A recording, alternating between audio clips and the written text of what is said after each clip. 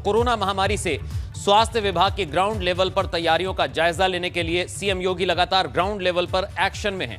CM योगी ने अब तक 18 मंडलों का दौरा किया है, तो वहीं सीएम आज सिद्धार्थनगर और बस्ती पहुंचे। देर शाम सीएम राज्यपाल से मुलाकात करेंगे, जहां उन्होंने स्वास्थ्य विभाग की तैयारियों का जायजा लिया। सीएम योगी ने इस दौरान कहा कि तीसरी लहर में बच्चों में संक्रमण फैलने का डर है, लेकिन सरकार ने इसके लिए अभी से तैयारियां शुरू कर दी हैं। तो यूपी में बढ़ रहे कोरोना संक्रमण के बीच सरकारी कर्मचारियों की ओर से आने वाली हड़ताल पर अब प्रदेश सरकार ने अगले 6 महीने के लिए पाबंदी लगा दी है। तो यह दूसरी बड़ी खबर है। यूपी में गुरुवार को यूपी सरकार ने एस्मा एक्ट लागू कर दिया है। बताया जा रहा है कि प्रदेश में कोरोना के बाद पोस्ट कोविड समस्याओं को लेकर भयावह हो रही स्थितियों को देखते हुए यूपी सरकार की ओर से एस्मा लागू किया गया है। तीसरी बड़ी खबर, यास तूफान की आहट से पूर्वांचल में अलर्ट जारी किया गया है। पूर्वांचल के कई हिस्सों में बलिया, गाजीपुर, मऊ में भारी बारिश का अलर्ट है और वाराणसी, चंदौली, भदोही, मिर्जापुर, सोनभद्र में भी बिजली चमकने के साथ बारिश होगी, ऐसा कहा जा रहा है। वाराणसी में हवाएं चलने लगी हैं। गंगा किनारे नौका को आपस में बांध दिया गया है और प्रशासनिक टीम की ओर से टोल फ्री नंबर भी जारी कर दिया गया है। और एक बार फिर कोरोना संक्रमण के मामले पिछले 24 घंटे में बढ़े। देश में बीते 24 घंटे में 2,11,275 नए कोरोना संक्रमित मिले हैं। ये इस वक्त की चौथी खबर, बड़ी खबर। इनमें ज्यादा यानी 2,82,224 मरीज ठीक हो गए हैं और 3,841 संक्रमितों की मौत हुई। तो सीएम योगी आज सिद्धार्थनगर और बस्ती के दौरे पर हैं। 4 तस्वीरें आपके टीवी स्क्रीन पर हम दिखाने जा रहे हैं सीएम योगी के दौरों की। तो सीएम योगी ने सिद्धार्थनगर में कोविड कमांड कंट्रोल सेंटर का निरीक्षण किया। इस दौरान उन्होंने अधिकारियों को कई निर्देश दिए हैं। आपको बता दें, कोरोना के खिलाफ लड़ाई में कोविड कमांड कंट्रोल सेंटर एक अहम कड़ी साबित हो रही है। सीएम योगी ने इस दौरान कोरोना अस्पताल का निरीक्षण किया और अस्पतालों में तैयारियों का जायजा भी लिया। तो सीएम योगी ने अस्पताल में भर्ती मरीजों से बातचीत की, उनका हालचाल जाना। वहीं सीएम योगी ने अधिकारियों के साथ बैठक भी की और जरूरी दिशा निर्देश दिए।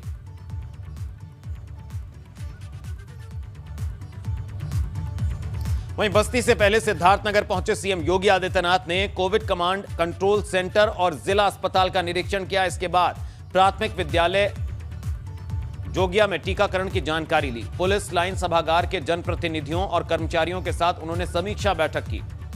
तो खुद ग्राउंड लेवल पर निरीक्षण करने उतरे हैं सीएम योगी और लगातार अलग अलग मंडलों का दौरा कर रहे हैं। अलग अलग जिलों में जाकर खुद ग्राउंड स्तर पर तैयारियों का जायजा ले रहे हैं, अधिकारियों को निर्देश दे रहे हैं। भारत सरकार के सहयोग से 4 साल पहले हम लोगों ने हर मेडिकल कॉलेज में पीकू का निर्माण किया था।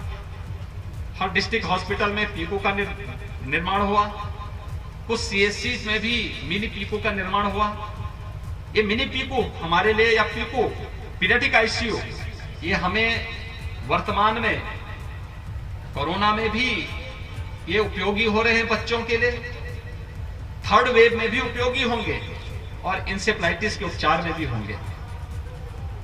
ये सभी कार्यक्रम लगातार सरकार की तरफ से सफलतापूर्वक आगे बढ़ रहे हैं। सिद्धार्थनगर के बाद सीएम योगी बस्ती के दौरे पर पहुंचे, जहां मुख्यमंत्री योगी आदित्यनाथ ने कैली हॉस्पिटल का निरीक्षण किया। आपको बता दें कि बच्चों के लिए बन रहे 50 बेड के वार्ड का निरीक्षण किया सीएम योगी ने। इस दौरान अधिकारियों को जरूरी निर्देश भी दिए हैं। तो तीसरी वेव को लेकर अभी से सरकार एक्शन मोड में है। तैयारियां की जा रही हैं और जो तैयारियां हो रही हैं उसको जांचने के लिए, परखने के लिए, उसका निरीक्षण करने के लिए खुद ग्राउंड स्तर पर मुख्यमंत्री योगी आदित्यनाथ लगातार जिले दर जिले, अस्पताल दर अस्पताल निरीक्षण कर रहे हैं, अधिकारियों से बातचीत कर रहे हैं, उन्हें जरूरी निर्देश दे रहे हैं। तीसरी वेव बच्चों के लिए घातक साबित हो सकती है और उसी को लेकर लगातार चौकस है सरकार और मुख्यमंत्री खुद ग्राउंड स्तर पर लगातार अस्पतालों में व्यवस्थाओं का जायजा ले रहे हैं। पतंजलि और आईएमए के बाद छिड़े वाक युद्ध के बाद पतंजलि अभी भी अपने बयान पर अटल है। पतंजलि योगपीठ के महामंत्री आचार्य बालकृष्ण ने कहा कि बाबा रामदेव ने किसी भी तरह की कोई गलत टिप्पणी नहीं की है और ना ही उनका मतलब किसी की भावनाओं को ठेस पहुंचाना था। बाबा रामदेव द्वारा एलोपैथिक इलाज को लेकर दिए गए बयान के बाद बहुत कुछ चढ़ा हुआ है, तरह तरह की बयानबाजी हो रही है, लेकिन इस पूरे मामले में हकीकत क्या है उस पर बातचीत करने के लिए हमारे साथ आचार्य बालकृष्ण जी हैं। उनसे हम जानते हैं कि ये पूरा मामला आखिरकार क्यों तूल पकड़ रहा है। आचार्य जी, जिस तरह से मामला तूल पकड़ रहा है, आप बिल्कुल सुन रहे हैं, इसमें हकीकत क्या है पूरा मामला? हकीकत यह है कि इस कोरोना महामारी में आयुर्वेद और योग ने इस देश के आवाम को बचाने का कार्य किया। दुनिया में पहली बार एक आयुर्वेदिक मेडिसिन कोरोना की औषधि के रूप में प्रतिष्ठापित हो गई, तो उसमें से कुछ लोगों को उससे जो है भारतीय संस्कृति, आयुर्वेद की परंपरा उठती हुई दिखाई दी, तो उसको सहन नहीं कर पाए। तो वो लोग ये न के न प्रकार न प्रोपोगेंडा कर रहे थे, औषधि को भी फर्जी बताने का प्रयास कर रहे थे। श्रीदेव स्वामी जी ने कहा कि इतने सारे चिकित्सकों की मृत्यु हुई है, सब तरह से प्रिकॉशन लेने के बाद में भी, तो इसके पीछे उनकी भावना पीड़ा को व्यक्त करने की थी। उसको आधार बना के उन्होंने कहा कि स्वामी जी ने अपमान किया, अपमान नहीं किया। मेरे भाई, स्वामी जी ने कहा कि अब समय आ गया है कि सारी पैथियाँ मिल करके इंटीग्रेटेड सिस्टम बना करके हमको काम करना चाहिए, क्योंकि चिकित्सा का लक्ष्य रोगी को ठीक करना, यही लक्ष्य होना चाहिए, पैथी लक्ष्य नहीं होना चाहिए। आप थे आचार्य बालकृष्ण, इन्होंने एपी गंगा के साथ अपनी बात साझा की और उन्होंने साफ तौर पर कहा है कि जो लोगों के पास काम नहीं है, जो लोग खुद दूसरों को बेरोजगार जो रोजगार नहीं दे सकते हैं, वो लोग फिर इस तरह की बयानबाजी ना करें। हरिद्वार से मैं संजय कुमार के साथ पंकज राणा, एबीपी। उधर औरैया के प्रभारी मंत्री और यूपी सरकार में कारागार मंत्री जय कुमार औरैया दौरे पर पहुंचे, जहां उन्होंने जिला अस्पताल और 100 बेड के हॉस्पिटल चिचोली का निरीक्षण किया। प्रभारी मंत्री ने कोविड कमांड सेंटर में जिले के प्रशासनिक और स्वास्थ्य अधिकारियों के साथ बैठक कर कोरोना की वर्तमान स्थिति और उससे निपटने के लिए किए गए इंतजामों की समीक्षा की। प्रभारी मंत्री ने कहा कि ब्लैक फंगस के मरीजों का इलाज की समुचित व्यवस्था की जाएगी और स्वास्थ्य सेवाओं के लिए जो भी कमी होगी उसे 1 सप्ताह के अंदर पूरा कर लिया जाएगा।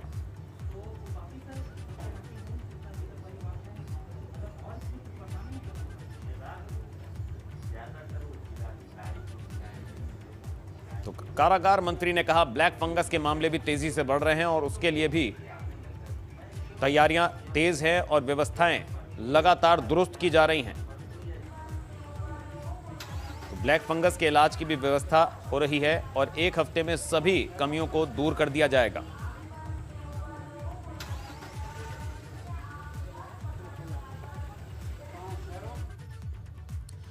यूपी में बढ़ रहे कोरोना संक्रमण के बीच सरकारी विभाग के कर्मचारियों की ओर से लगातार की जा रही हड़ताल को देखते हुए योगी सरकार ने एक बड़ा फैसला लिया है।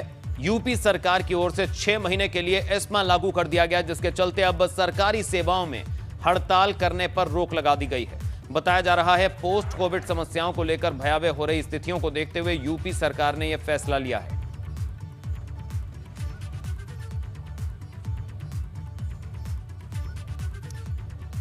और इसी बीच मुख्यमंत्री योगी आदित्यनाथ कुछ कह रहे हैं, पहले सीधा आपको वहीं लिए चलते हैं। हर जनपद में नोडल अधिकारी तैनात किए गए हैं, ऑक्सीजन प्लांट लगने प्रारंभ भी हो चुके हैं, जिससे आने वाले समय में हर एक जनपद ऑक्सीजन आपूर्ति में आत्मनिर्भरता के लक्ष्य को प्राप्त कर सके। हर एक जनपद ने कोविड के फर्स्ट वेव में भी और सेकेंड वेव में भी अपने तरीके से जनप्रतिनिधियों के मार्गदर्शन में अच्छा काम किया है और उसके परिणाम भी हम सबके सामने हैं। आज यही कारण है कि उत्तर प्रदेश के अंदर जो आशंकाएं व्यक्त की जा रही थी कि उत्तर प्रदेश में कोरोना के आने वाले समय में यानी 25 अप्रैल से लेकर के 15 मई के बीच में आशंका थी कि प्रतिदिन 1 लाख से अधिक पॉजिटिव केस आएंगे और इसके बाद उत्तर प्रदेश के अंदर एक्टिव केसेस की संख्या 30 लाख से अधिक होगी। आज उत्तर प्रदेश में पूरी तरह नियंत्रित है। हमारे यहाँ मैक्सिमम जो एक्टिव केस गए थे वो 3,10,000 तक गए थे। आज उनकी संख्या घट करके मात्र 58,000 रह गई है। प्रदेश के अंदर 24 अप्रैल को जो पॉजिटिव केस आए थे 38,000 से अधिक आए थे। आज घट करके पिछले 24 घंटे के दौरान उत्तर प्रदेश के अंदर मात्र 3,200 पॉजिटिव केस आए हैं। यानी हमने पॉजिटिविटी कम की है और रिकवरी को 95% से अधिक बढ़ाया है। इसके लिए हम लोगों ने निगरानी और मोहल्ला समितियों को सक्रिय किया। निगरानी और मोहल्ला समिति गांव-गांव में जाकर के या मोहल्लों में जाकर के घर-घर स्क्रीनिंग का करने का काम, हर लक्षण युक्त व्यक्ति को मेडिसिन किट उपलब्ध करवाने का काम, अगले 24 घंटे के अंदर आरआरटी की टीम उनका टेस्ट कर लेती है। इस लक्ष्य को लेकर के जब एक एग्रेसिव कैंपेन प्रदेश के अंदर चला, उसका परिणाम है कि हमारी रिकवरी रेट बढ़ी और पॉजिटिविटी न्यूनतम स्तर पर आई है। लगातार हमारी तैयारी इस दिशा से चल रही है। हमने इसी दौरान थर्ड वेव की भी तैयारी प्रारंभ की है। यह थर्ड वेव दो प्रकार से हमारे लिए चुनौतीपूर्ण होगा। एक तो बच्चों के लिए, जिससे जो आशंका व्यक्त की जा रही है कि बच्चों की जिससे खतरनाक हो सकता है, और दूसरा हमें यहाँ पर और भी अलर्ट रहना है, क्योंकि इंसेफ्लाइटिस, मलेरिया, डेंगू और तमाम अन्य बीमारियों की जिससे पूर्वी उत्तर प्रदेश का गोरखपुर और बस्ती कमिश्नरी काफ़ी संवेदनशील है।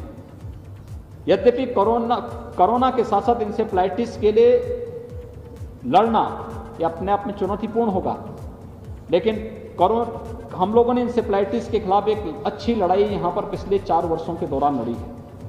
इंसेफ्लाइटिस से होने वाली मौतों में 95% कमी करने में हमें सफलता प्राप्त हुई है। इसके लिए हमें डिस्ट्रिक्ट हॉस्पिटल में पीको बनाना पड़ा था, कुछ सीएससी में मिनी पीको बनाने पड़े थे, हम लोगों को जेई वैक्सीनेशन का बृहद अभियान चलाना पड़ा था, प्रशिक्षण के एक बृहद अभियान को हम लोगों ने आगे बढ़ाया था, और आज हम लोगों ने फिर वही कार्यक्रम हमारा आगे चल रहा है। जो कल मैं देवरिया और कुशीनगर में था, आज सिद्धार्थनगर और बस्ती में आया हूँ। बस्ती और संत कबीरनगर की एक साथ समीक्षा ली है, सिद्धार्थनगर में सिद्धार्थनगर की समीक्षा ली है।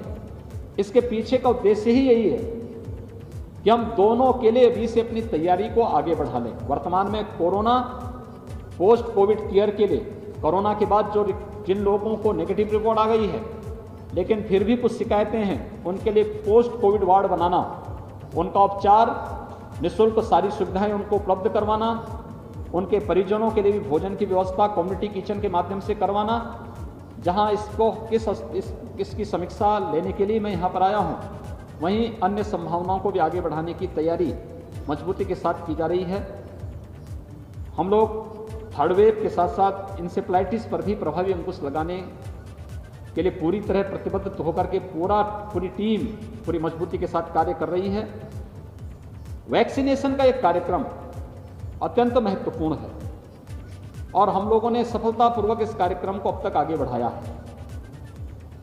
1 जून से हम लोग प्रदेश के सभी 75 जनपदों में 18 वर्ष से लेकर के 44 वर्ष की उम्र के लोगों को, उन सभी युवाओं को वैक्सीन देने जा रहे हैं। उसमें हमने कुछ प्राथमिकताएं भी तय की हैं, जैसे अभिभावक स्पेशल बूथ, 12 वर्ष से छोटी उम्र के जितने भी बच्चे होंगे उनके अभिभावकों को चिन्हित करके उनको वैक्सीन लगाया जा सके, इसको एक प्राथमिकता के आधार पर लिया जा रहा है। न्यायिक अधिकारियों के लिए अलग से बूथ बन सके, जहां उनका निवास स्थल है उसके आसपास कहीं बन सके, इसको प्राथमिकता के आधार पर करने का प्रयास किया जा रहा है। इसके अलावा मीडिया के लिए अलग से बूथ बने, उनके परिवार के लोग उससे लाभान्वित हो सकें, इसके लिए एक अलग से प्रयास करने का प्रयास हो रहा है। और सरकारी कर्मचारियों के लिए भी एक व्यवस्था बनाने का प्रयास किया जा रहा है। कोरोना के खिलाफ जो देश की लड़ाई है, यह भारत के 135 करोड़ लोगों को बचाने का अभियान है। हम लोग आभारी हैं आदरणीय प्रधानमंत्री जी के, जिन्होंने 2 स्वदेशी वैक्सीन इस देश को समय पे दिए हैं, क्योंकि किसी वायरस के खिलाफ 1 साल से पहले वैक्सीन आना ये पहली बार हुआ है। इससे पहले किसी भी, आपने देखा होगा डेंगू के खिलाफ अब तक कोई वैक्सीन नहीं आ पाया। अन्य जो बीमारियां उनके खिलाफ एक्यूट इंसेफ्लाइटिस सिंड्रोम का कोई अब तक वैक्सीन नहीं आ पाया। लेकिन नेतृत्व, लीडरशिप जब काम करती तो उसके परिणाम भी सामने आते हैं। और भारत अकेला देश है जिसने 2 वैक्सीन एक साथ लॉन्च की। यह वैक्सीन प्रमुखता के आधार पर हम लोग हर जगह उपलब्ध करवाने का प्रयास कर रहे हैं। आने वाले समय में हमारा प्रयास है कि गांव के कॉमन सर्विस सेंटर को इसका केंद्र बिंदु बनाएं और कॉमन सर्विस सेंटर में ही गांव के लोगों का, जरूरतमंद लोगों का रजिस्ट्रेशन करवा करके उनको वैक्सीन उपलब्ध करवा दें। आप सबसे मेरी अपील है, हम इस महामारी से सभी लोग किसी न किसी रूप में प्रभावित हैं। इस बृहद अभियान के खिलाफ हम सबको एकजुट होकर के आम नागरिक को भी जागरूक करना पड़ेगा। जैसे कोविड प्रोटोकॉल का पूरा पालन, हाई रिस्क कैटेगरी के लोग बाहर न निकलें, 60 साल से ऊपर के लोग, 10 वर्ष से छोटी उम्र के लोग, बच्चे, गर्भवती महिलाएं, कमजोर इम्यूनिटी के लोग या एक से अधिक बीमारियों से ग्रसित कोई भी व्यक्ति, अगर अपना जितना बचाव कर सकता है करें। अन्य लोगों को बाहर निकलना ही है आवश्यक कार्य से, तो वे मास्क और गज की दूरी का पालन अगर कर सकें तो कोविड से बचने के लिए उत्तम उपाय है। दूसरा, टेस्ट से लोग भागे ना। गांव-गांव में टीमें जा रही हैं, हर व्यक्ति टेस्ट अपना जरूर करें। ये टेस्ट उनको सुरक्षा प्रदान करने के लिए उनके घर तक उपलब्ध कराया जा रहा है। WHO ने उत्तर प्रदेश सरकार के इस अभियान की सराहना भी की, इसलिए हमें टेस्ट से भागना नहीं चाहिए। और तीसरा, वैक्सीन से भी हम भागे ना। हमारी पारी जब आएगी हम वैक्सीन अवश्य लगाएंगे, क्योंकि यह वैक्सीन हमारा सुरक्षा कवच होगा। हम लोग इसको अगर जन जन तक पहुंचा करके प्रत्येक नागरिक को इसके लिए जागरूक कर सकेंगे तो इस महामारी के खिलाफ ये जागरण एक बहुत बड़ा कार्यक्रम का हिस्सा होगा। मुझे यही आप सबसे कहना था। बहुत बहुत धन्यवाद। बस्ती पहुंचे मुख्यमंत्री योगी आदित्यनाथ को आप सुन रहे थे, और 1 जून से पूरे प्रदेश में 18+ के लोगों को भी वैक्सीनेशन सभी जिलों में उपलब्ध होगी। और टेस्ट से लोग ना भागें, ये अपील की मुख्यमंत्री ने। जांच जरूर कराएं और जो कोरोना प्रोटोकॉल का पालन अवश्य करें, और इसके साथ ही वैक्सीनेशन भी जरूर कराएं। का बड़ा असर हुआ है। यहां का श्रृंगेरपुर शमशान घाट जो कब्रिस्तान नजर आने लगा था, अब उसकी सूरत बदल जाएगी, क्योंकि यहां जल्द ही विद्युत शवदाह बनाया जाएगा।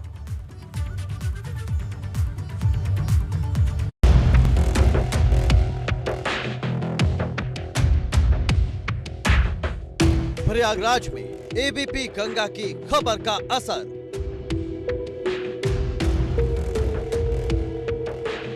श्रृंगेरपुर में जल्द बनेगा विद्युत शवदाह गृह। राजस्व विभाग ने 4 बिस्वा जमीन चिन्हित की। श्रृंगेरपुर में शव दफनाने की परंपरा खत्म होगी। कोरोना काल में एबीपी गंगा ने सामाजिक सरोकार की पत्रकारिता करके शासन और प्रशासन को हकीकत से रूबरू कराया। हमने दिखाया कि कैसे संगम नगरी में गंगा के किनारे घाटों पर दफन शवों के ऊपर पड़ी चादर को हटाया जा रहा था। अंतिम यात्रा की अंतिम निशानी को कुछ लोग बड़े ही बेशर्म तरीके से हटा रहे थे। ऐसे में सरकारी अमले ने अब एक अच्छी पहल की है और श्रृंगेरपुर में अब विद्युत शवदाह गृह बनवाने का फैसला किया है। हमारे ठीक सामने जो आप टीन शेड देख रहे हैं, एक पक्का चबूतरा देख रहे हैं, वहां पर विद्युत शवदाह गृह बनाया जाएगा। इसके लिए प्रस्ताव तैयार कर लिया गया है। डीएम को प्रस्ताव बनाकर दे दिया गया है। डीएम के जरिए ये प्रस्ताव शासन को भेजा जाएगा और जल्द ही इस पर काम शुरू हो जाएगा। तौर पर कहा जा सकता है कि श्रृंगेरपुर में जो शवों को दफनाया गया था, उसको बाद जो है सरकारी अमला अब हरकत में आया है। इस खबर पर शासन प्रशासन ने संज्ञान लिया और ये फैसला लिया गया कि श्रृंगेरपुर में अब जल्द ही विद्युत शवदाह गृह बनाया जाएगा। घाट पर राजस्व विभाग ने 4 बिस्वा जमीन चिन्हित की है। इसका हल्का लेखपाल ने प्रस्ताव तैयार कर एसडीएम को भेजा है, जिसके बाद शासन की मंजूरी मिलने के बाद जल्द ही शवदाह गृह बनाया जाएगा। इससे जो है 100 काफी संख्या में आते हैं, जिनका अंतिम संस्कार यहाँ करते हैं लोग। धार्मिक स्थल होते की दृष्टि देखते हुए यहाँ पर गंदगी कुछ ज़्यादा अधिक मात्रा में फैलती थी, जिसको देखते हुए शासन ने जो है विद्युत शवदाह गृह के जो है बनाने का कुछ लक्ष्य था, जिसको हमारे श्रीमान जिलाधिकारी महोदय द्वारा प्रस्ताव मांगा गया, जिसको मैंने बना के दिया हूँ। यहाँ विद्युत शवदाह गृह बनाया जाएगा। वैसे तो एनजीटी ने गंगा के आसपास शव दफन करने पर रोक लगा दी है, लेकिन शवदाह गृह बन जाने से श्रृंगेरपुर घाट पर शव दफनाने की परंपरा खत्म हो जाएगी। विद्युत शवदाह गृह में ही कम समय और कम खर्च में लोग शव का दाह संस्कार कर पाएंगे।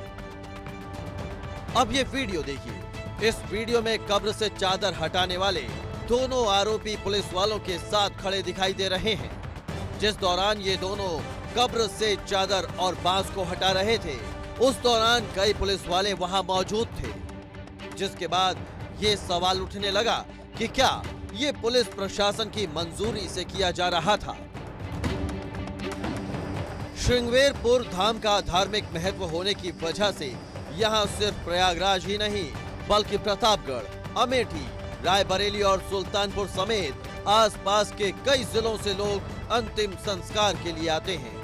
कोरोना काल में बहुत बड़ी तादाद में लोगों ने आर्थिक समस्या की वजह से शवों का दाह संस्कार करने की बजाय उन्हें गंगा किनारे दफना दिया था, जिससे श्रृंगवेरपुर का शमशान घाट कब्रिस्तान में तब्दील होता नजर आने लगा था। हालांकि अब जल्द ये तस्वीर बदल जाएगी। मोहम्मद मोइन, एबीपी गंगा, प्रयागराज।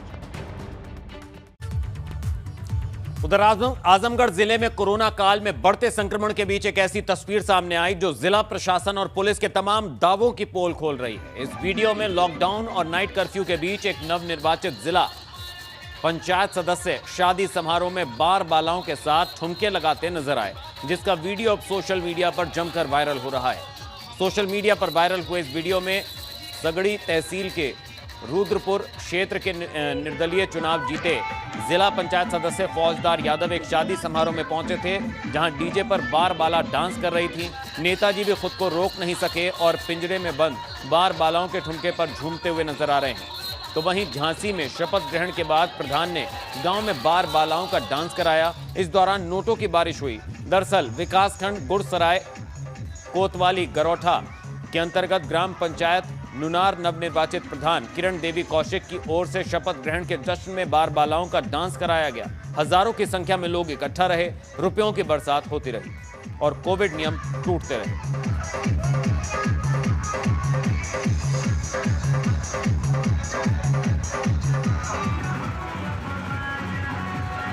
तो दो तस्वीरें इस वक्त आपके सामने कोरोना कर्फ्यू का किस तरह से उल्लंघन किया जा रहा है